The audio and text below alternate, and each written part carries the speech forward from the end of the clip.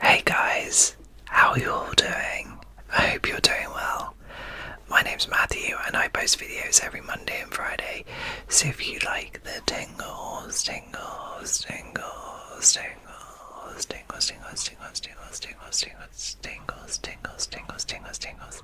then please do hit that subscribe button because yes you are in the right place. I just want to thank you to those who have watched my live, my first ever live that was done on Thursday, which is right now, it's at the time of recording this video. It was spontaneous. I thought I'll give it a go.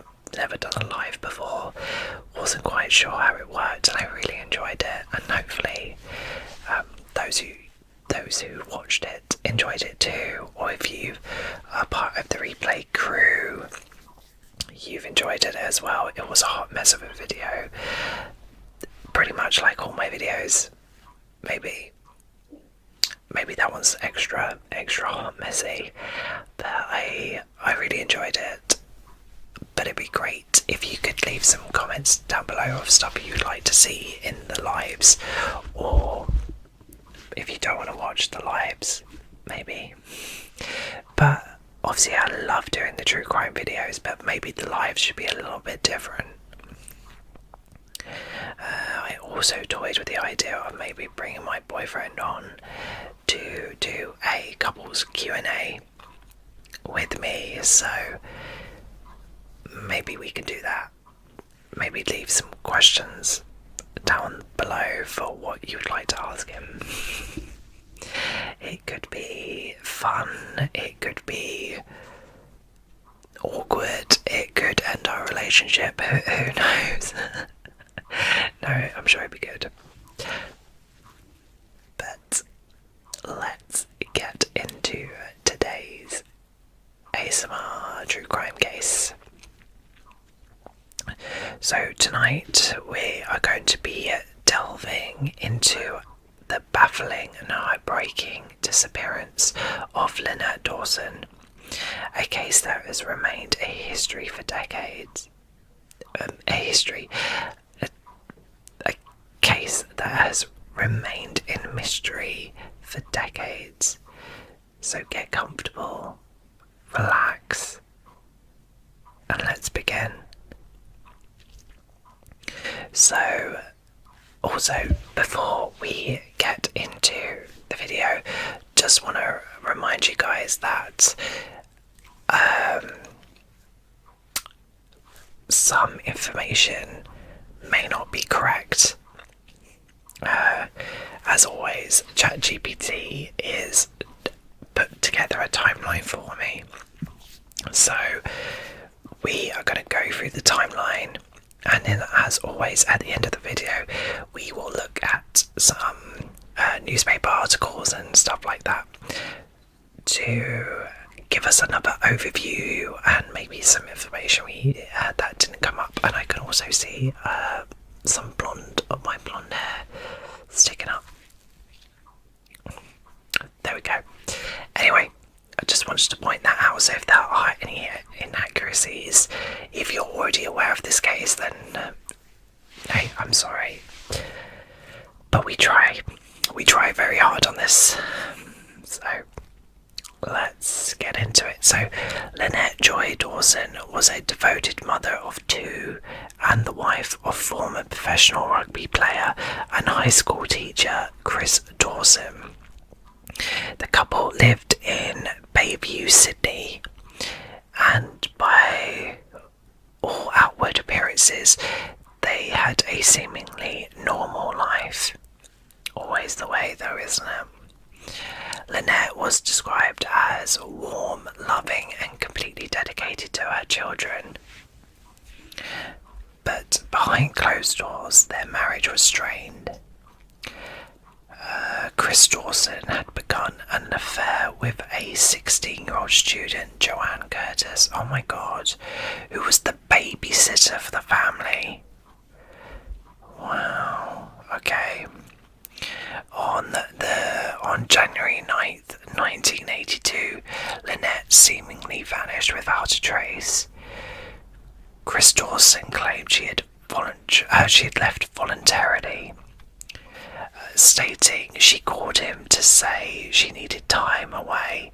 However, Lynette left behind her personal belongings, including her clothing and bank cards. She never contacted her children, family, or friends again. Well, okay, from the outskirts, let's just get this right. Clearly, if this was the case, she's not just left. Something's happened. So for years, Lynette's family pushed for answers. However, without a body, the police initially treated her as a missing person rather than a potential homicide. Victim. The case remained largely dormant for decades. In the early 2000s, new evidence and witness testimony surfaced. Several people came forward stating Chris Dawson had spoken about wanting to get rid of his wife on two separate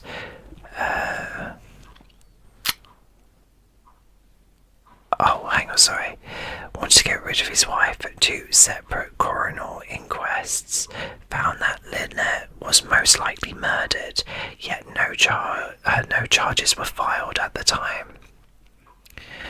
It wasn't until 2018, following the popular investigative podcast The Teacher's Pet, that public interest in the case surged.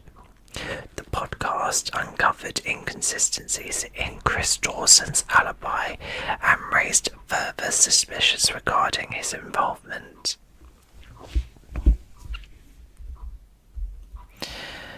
It wasn't until 2018. Hang on. Sorry, I was about to reread the same paragraph. Yeah, sorry, I was about to reread you the same paragraph. I do apologise. In December 2018, Chris Dawson was arrested and charged with Lynette's murder. His trial began in 2022, and after decades of uncertainty, justice finally took its course. In August 2022, he was found guilty of Lynette's murder and sentenced to 24 years in prison.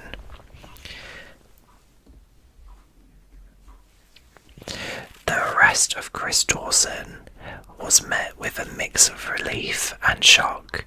Many Australians had followed the case for years, wondering if Lynette would ever receive justice. The Teacher's Pet podcast played a significant role in bringing attention to the case, highlighting inconsistencies in Dawson's statements and pressuring authorities to act. In court, key witness testimonies revealed disturbing details. Joanne Curtis, once a teenage lover of Dawson, testified against him, describing how she had been manipulated and controlled. Oh my god, that poor girl. Other witnesses record seeing bruises on Lynette and hearing Chris make threatening remarks about her before she vanished. The prosecution presented strong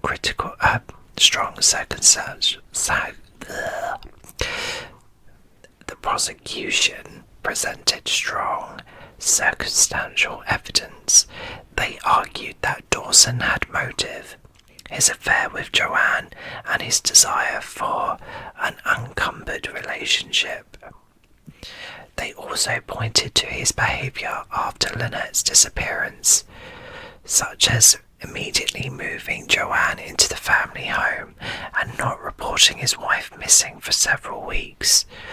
Though no physical remains of Lynette were ever found, the judge ruled that the evidence overwhelmingly pointed to murder. Dawson's defence argued that Lynette could have left voluntarily, but there was no proof she had contacted anyone after her alleged departure.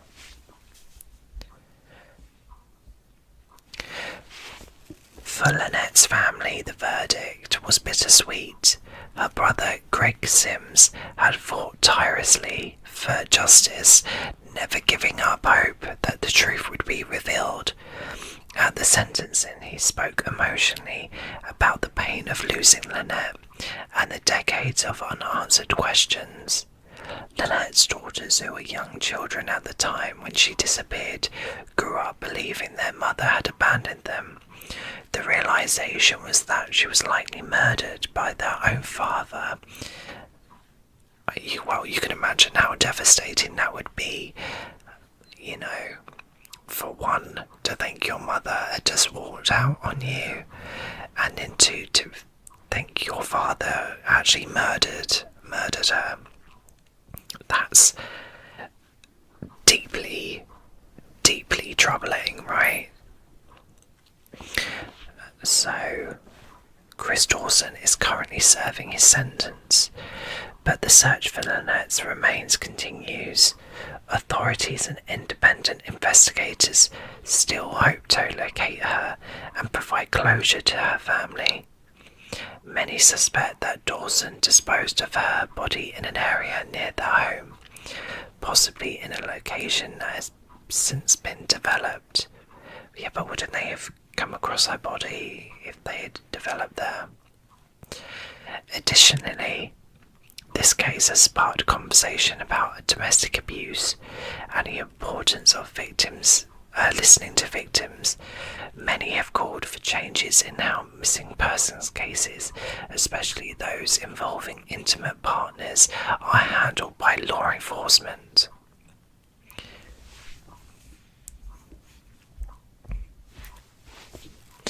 The rise of true crime podcasts and documentaries has changed the way cold cases are investigated. With the Teacher's Pet podcast bringing renewed attention to this case, many believe that the media exposure played a significant role in pressuring authorities to reopen the investigation. Journalists and legal analysts have debated whether true crime media helps or hinders justice. I'd like to think true crime does help, especially because I make that kind of content. Oh god, this is awkward. While it can bring fresh eyes to forgotten cases, some argue that intense public scrutiny can complicate legal proceedings. Regardless, Lynette's case demonstrated how public pressure can encourage long overdue action. Although Chris Dawson was convicted, many questions remain unanswered. Without Lynette's remains, her family have been left without full closure.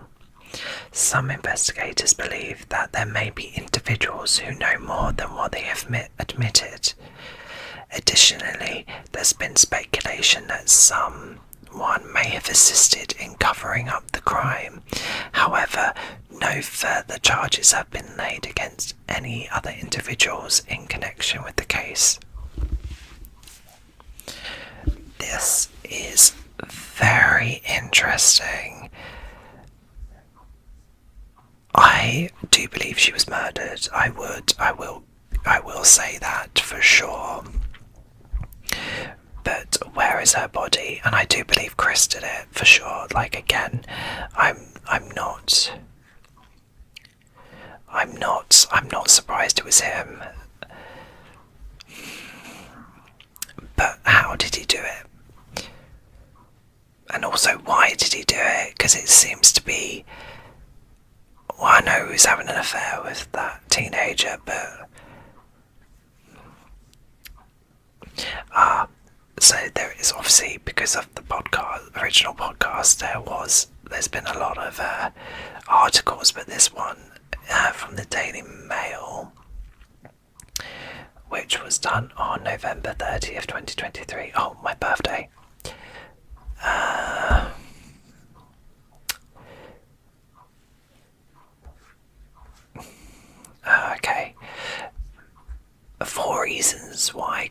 Dawson was found guilty of killing his wife Lynn. Or Lynette. Is she a Lynn or a Lynette? So, the disappearance of Lynette Dawson is one of the most notorious cold cases in Australian history. The mother of two vanished on January 8th, 1982, never to be seen by family or friends again.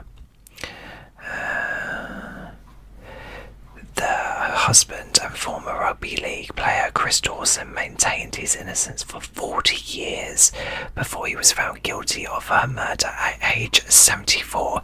Like, if he's been convicted of murder, he's serving a sentence. Why do you not think he's not telling people where the body is? Why not come clean? If you're in prison, you clearly have been caught. Or prove you're innocent. Is this too black and white? Correct me, let me know what you think. Okay, so on December 2nd, 2022, Chris was sentenced to 24 years in prison for Lynette's murder, despite her body never being found. The Mail Online delves into the 4 reasons why the ex-PE teacher was found guilty. Okay. Number 1. His obsession with the 16-year-old Joanne. So, on August 30th, 2022, Dawson, then 74, was found guilty of murdering. I thought he was just... Hang on. Justice Ian Harrison determined the ex-Newton Jets rugby league player was guilty, citing his infatuation with a teenage student, only known in court as JC as a reason. Oops. Well, we found out her name. JC was a living babysitter for the family. Okay, sorry. 6-year-old JC was a student at Cromer High, where Dawson worked as a PE teacher. The pair struck up an affair between 1980 and 1981, and the teacher was leaving affectionate notes in the student's bag. Well, this guy is a nonce. Let's call a spade. He should have been arrested back then, just for that, let alone before the murder. Well, this was before the murder, but you know what I mean. She was a living babysitter for the family, regularly taking care of Dawson's daughters, who were aged 2 and 4 at the time. But in 1981, the affair began to reach boiling point, as Lynette told the teenage babysitter that she wasn't aware that Joanne had been taking liberties with her husband. I'm saying that lightly. However, shortly after this, JC and Dawson attempted to flee Queensland in December 1981 in a bid for a fresh start together.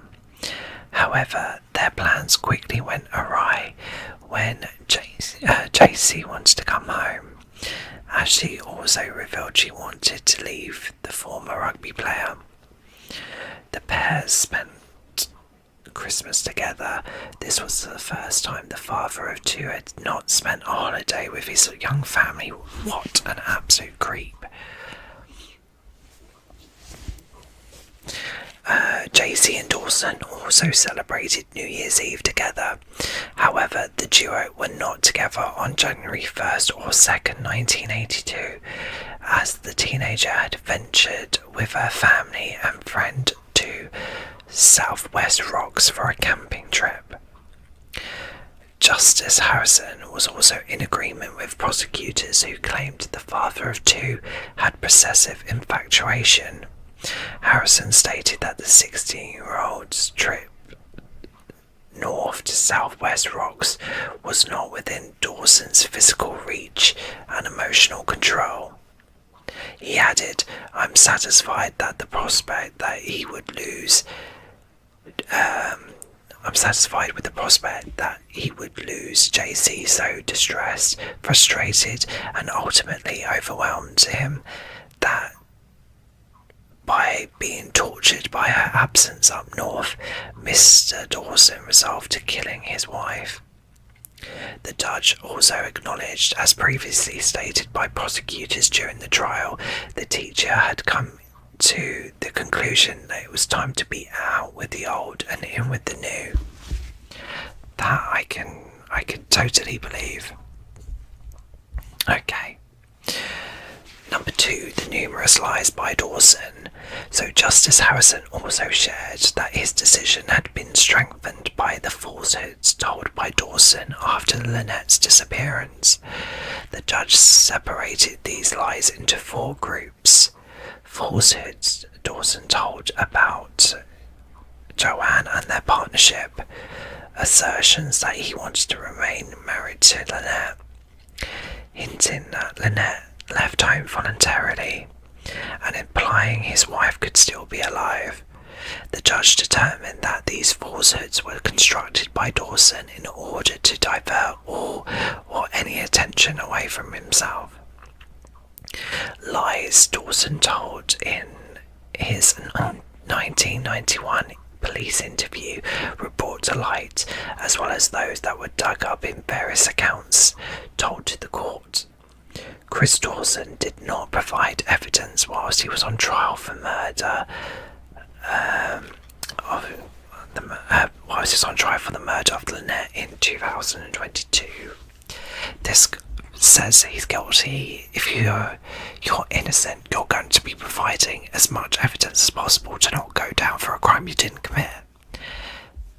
If he wasn't prepared to do that, then surely no.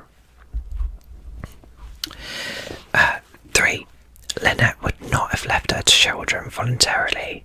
The ex-teacher alleged that he had taken Lynette to Monavale as his wife was going shopping on January 9th, 1982. And even though Dawson's lawyers tried to argue Lynette had voluntarily departed the family's Bayview home, Justice Harrison sided with the prosecution, noting that their reasoning was strongly persuasive. The court heard numerous reasons from prosecutors why it was not likely that Lynette would willingly leave her children, who she so adored. They also pointed out that the mother of 2 was mentally sound and had not packed any of her belongings. Again, that's the weird bit. If she really went, she would have taken something with her. Or the kids. She should have packed up her bags, taken the kids, and got herself well out of Dodge. She should have done that as soon as she clocked wind of this affair.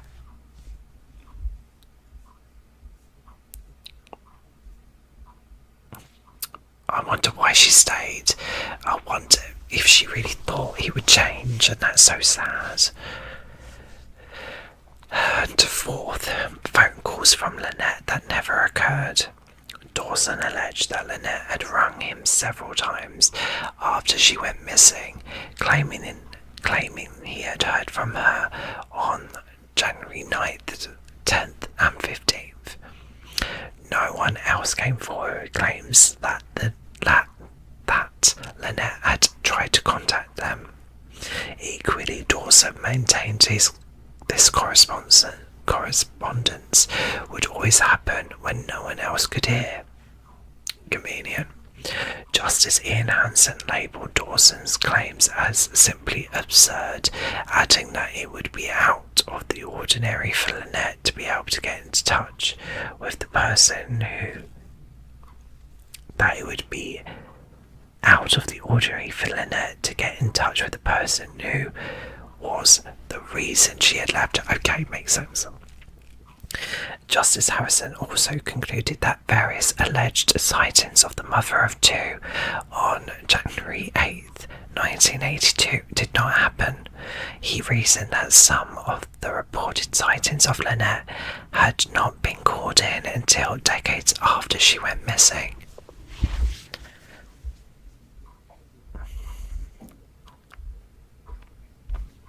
So, those are really interesting points. What do you think happened to Lynette? Do you think she was murdered? What do you think?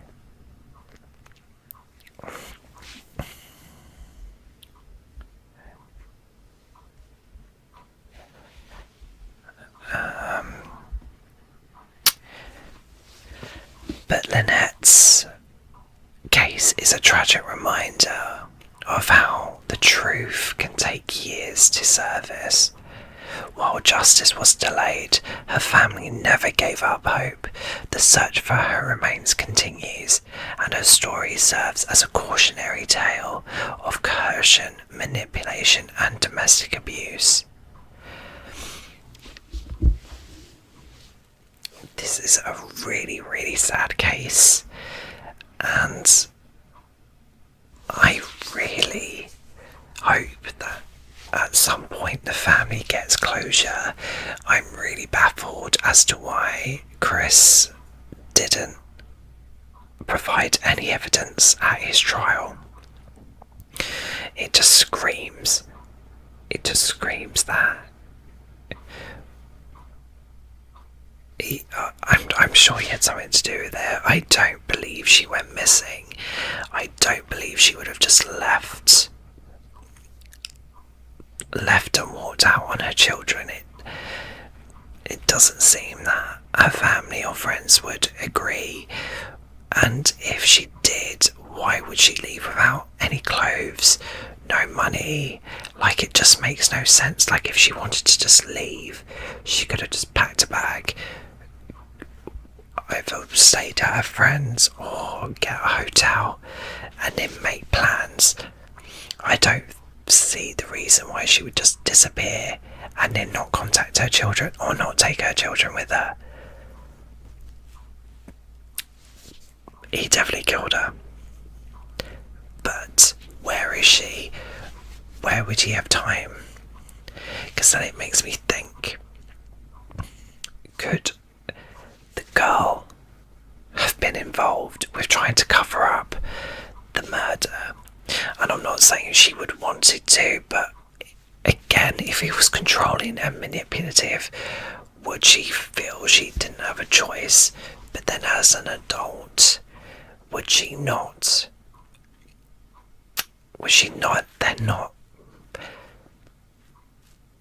say something? But then I can see why you wouldn't want to, because then you'd get yourself into trouble. But that poor woman, poor Lynette. This is a really interesting case. I'd be glad to know what your thoughts are. I really hope you enjoyed this video. Thank you for joining me tonight. Please don't forget to like and subscribe for more ASMR true crime. Until Monday's video, sleep well, and I shall see you in the next one.